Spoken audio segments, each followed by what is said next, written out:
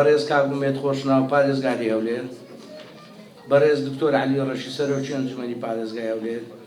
بەڕێزان بەرپرسانی ئیداری و حکومی و حزبی هەریەک بە پێی پلە و پایەی خۆی، دایک و بابانی بەڕێز مامۆستانی قەدرگران، جگەر گۆشە ئازیزەکانمان هەموو لایەکتان بەخێر بێن.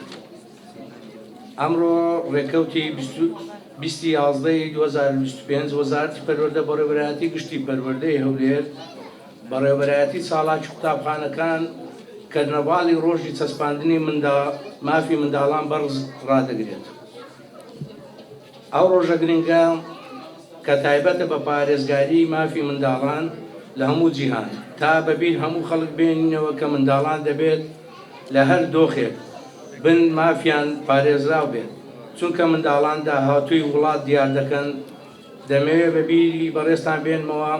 کە لە 20/11/1959 بۆ یەکەم جار نەتەوە یەکگرتووەکان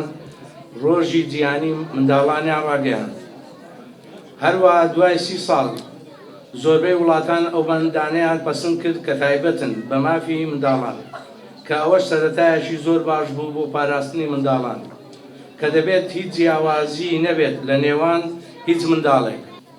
کە هەموو منداڵێک مافی خوێندن و چارەسەرکردن و ژیانی باشی هەبێت و دوور بێت لە توندوتیژی هەتا دوایی. ئامادەبوانی بەڕێز، وەزارەتی پەروەردە لەو کابینەیەدا لەسەر ڕاستپاردەی بەڕێز کاک مەسعود بارزانی گرنگێکی زۆری بە کەرتی پەروەردە داوە، چ لە ڕووی دروستکردنی باخچەی منداڵان و قوتابخانە بە شێوازێکی سەردەمیانە و هاوشێوەی وڵاتانی پێشکەوتوو بۆ ئەوەی منداڵانی کورد دەرفەتی شوێنی باشتریان هەبێت. هەروە گرنگێکی تەواو بە هەموو بابەتە پەروەردەیەکان بدرێت، لە ناویشیان بابەتی پەروەردەی هونەری کە ئەم ساڵ بۆ یەکەم جار بە پێی بابەتی پەروەردەی هونەری وەک پەرتووچێک بخرێتە نێوەندەکانی خوێندن لە بەئەزنەی یەکەم دووەم، کە ئەمە وا دەکات قوتابیان زیاتر قوتابخانەیان لا خۆشەویست بێت، نەک وەک زیندان سەیری بکەن. لە کۆتاییدا سوپاس بۆ ڕێکخرانی ئەم کەرنەڤاڵە لە ستافی بەڕێوەبەر و سەرپەرشتیارانی هونەری و فەرمانبەرانی بەڕێوەبەرایەتی ساڵاتی قوتابخانەکان تەواوی بەشداربووان لە باخچەی منداڵان و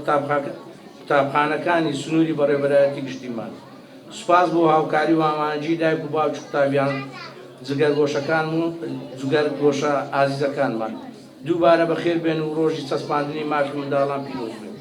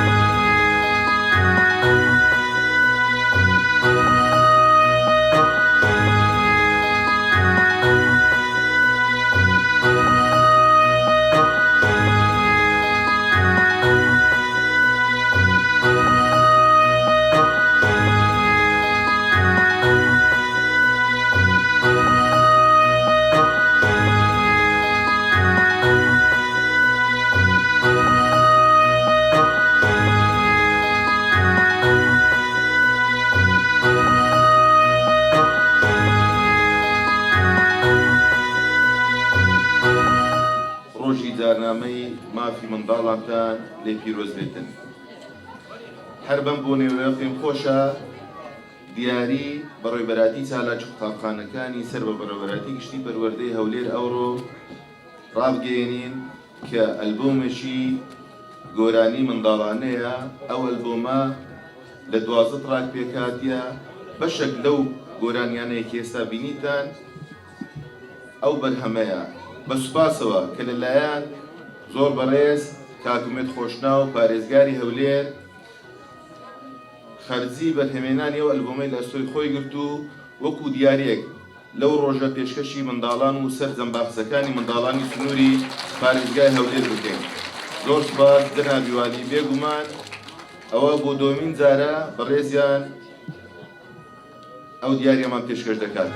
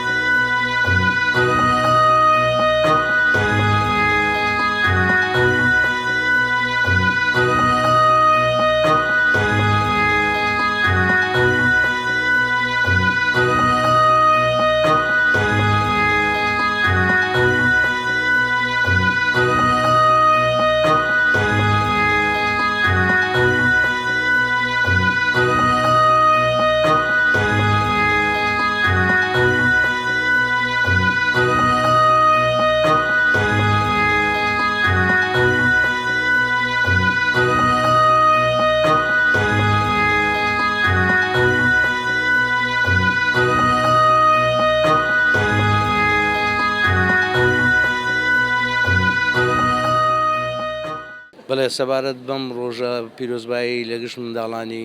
جیان بە تایبەتی منداڵانی کوردستان دەکەین کە ئەمڕۆکە بەبوونەی یادی جاردانی مافەکانی منداڵان کە ساڵانە لە 2011 هەموو ساڵێک ئەو یادە دەکەینەوە سەبارەت بە منداڵان. بەڵێ سەبارەت بە چاڵاکیەکان بەڕێوەبەرایەتی چاڵاکی قوتابخانەکانی سەر بە بەڕێوەبەراتی گشتی پەروەردەی هەولێر چەند بەرنامەیەکی لەگەڵ چەند باخچەیەکی منداڵان ئەنجامدا لە سنووری بەڕێوەبەراتی گشتی پەروەردەی هەولێر کە هەر 8 پەروەردە بەشداریان تێدا کرد سەبارەت بەو بابەتە بە بەرنامەی جیاواز پێشکەش کرا، چ لە ڕووی هونەریەوە بوو، چ لە ڕووی ئامادەکردنی تابلۆی تایبەت.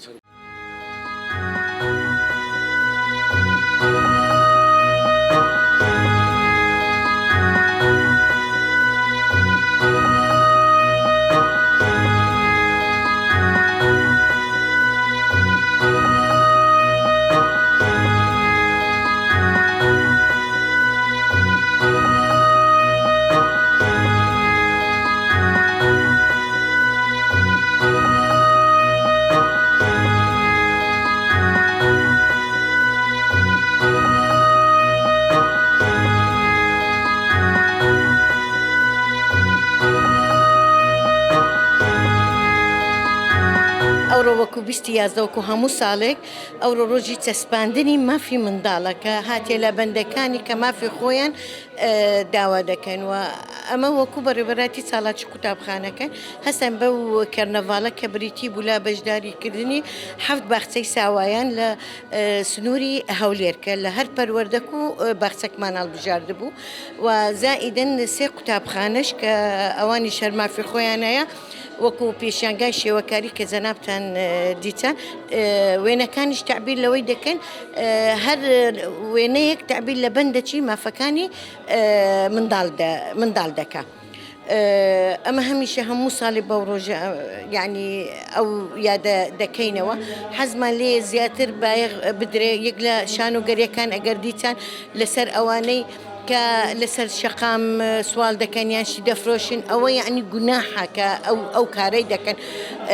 بەخۆی مافی خۆیانە لەو کاتە ئەوان لە قوتابخانە بن فێری علم بن فێری معرفەت بن چونکە بەخۆی دایمە هەر شتێک دەکەی ئەتوو لە ئەساسەوە دەست پێ دەکەی ئەگەر ئەمە ئەهتیم بایەقدان بەو منداڵانە نەکەین کە گەورە بیسی لێ دەردەچی لۆیە یعنی هیوادارم هەمیشە بایەق بە منداڵ بدرێ زیاتر بەوانە کە یان ئەوانەی کە خاوەن پێداویستی تایبەتن لەگەرەوە ئەمە هەموو ساڵێ یعنی حەزمان لێ دوای زائیدەن مەبەستە چی دیکەمان هەیە ئیبرازی تاقەی منداڵان بکەیت کە هەیە بەهرەی هەیە یان وە بکەین جەریبی شەرم لە کامیرە و لە جێ ئەوانە نەکا هەردەم بەشداربی لە هەموو بوارەکە.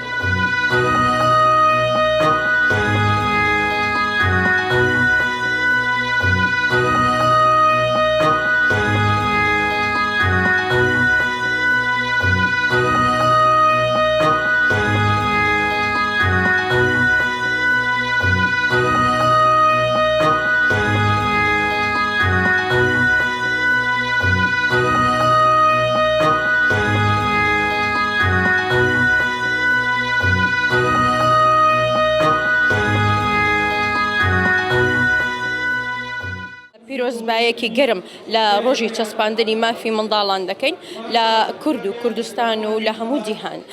بەڕاستی منداڵ پێویستی بە مافەکانیەتی پێویستە کە مافەکانی بپارێزرێت لەخوا بە زیاد بێ لە کوردستان بە تایبەتی مافی منداڵ پارێزراوە لە خوێندن و فێرکردن و فێربوون و دەستخۆشی لە وەزیری پەروەردە دەکەین دەستخۆشی لە حکوومەتی هەرێمی کوردستان دەکەین بۆ کردنەوەی ئەو باخچە جوانانە و پێشکەوتوانە ئەو قوتابخانە نوێیانە کە هەموو کراوەتەوە هەموو ئاگادارین دەستیان خۆش بێ ئەوەش یەکێکە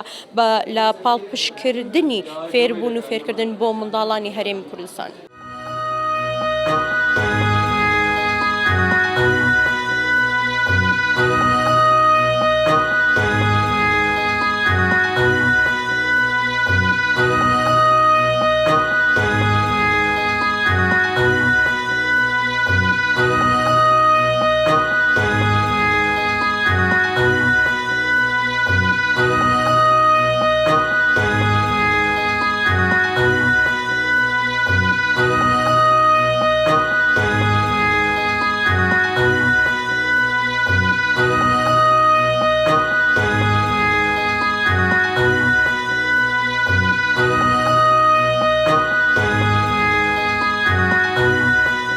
بەناوی خودای گەورە مێرەبانە ئەوڕۆ دڵخۆشم لەگەڵ بەڕێزان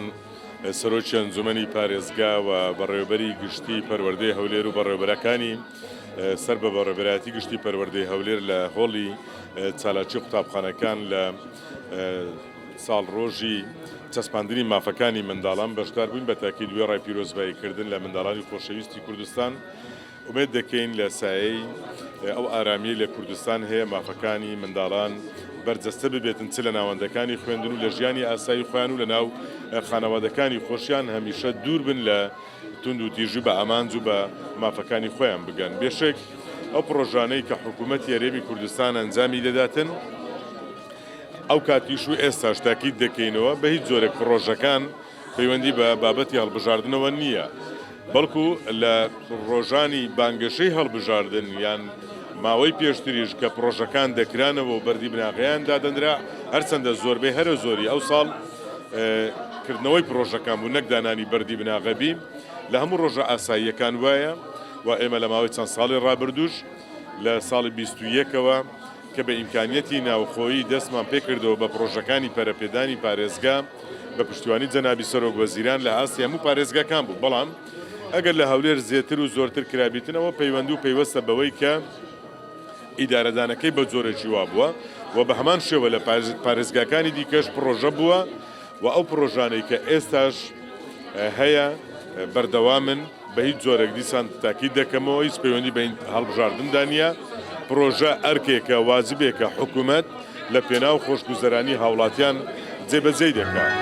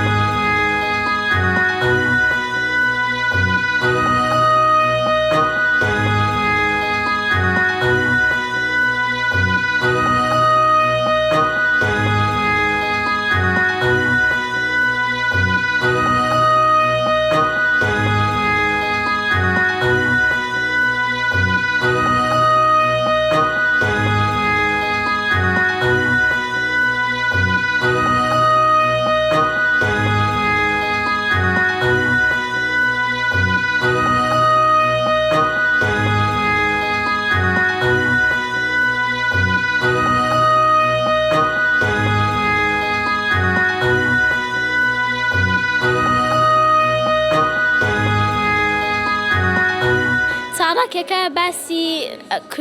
کولتوری کوردەواری دەکا جلی کوردیمان لەبەر بوو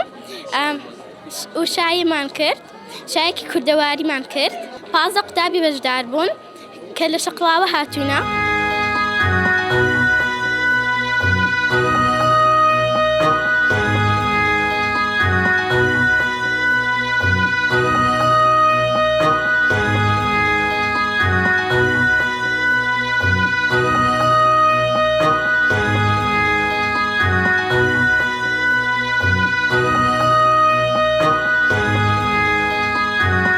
وەڵا وەکو کولتوری پیرەمێرد لەگەڵ جلی کوردی و شایکردن بۆ چەسپاندنی مافی منداڵ شایی و پیرەمێرد ئەوەی پیرەمێرد وەکو شایی و هەڵپەڕکێ و نووسینی کوردستان پیرەمێرد بەڵێ هیوادارم بەردەوام بین لە چاڵاتی هەڵپەڕکێ ئەمن دچە مەسیحی لە عەرەب و کوردی ئێڵا هەندێک چاڵاتی قەدیم ئەوانەمان کردو.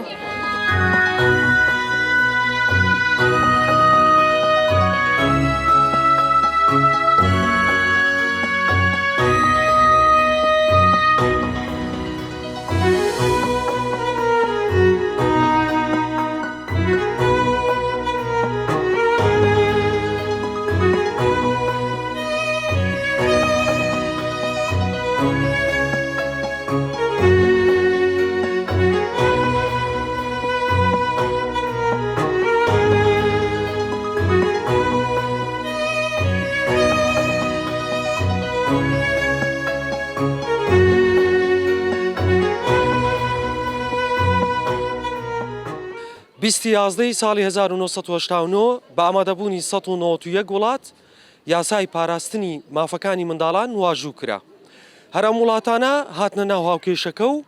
بۆ پاراستن و بەرگریکردن لە مافە بنەڕەتیەکانی منداڵان. بەڕێوەبەراتی گشتی پەروەردەی هەولێر بەشی چالاکی قوتابخانەکان هەموو ساڵێک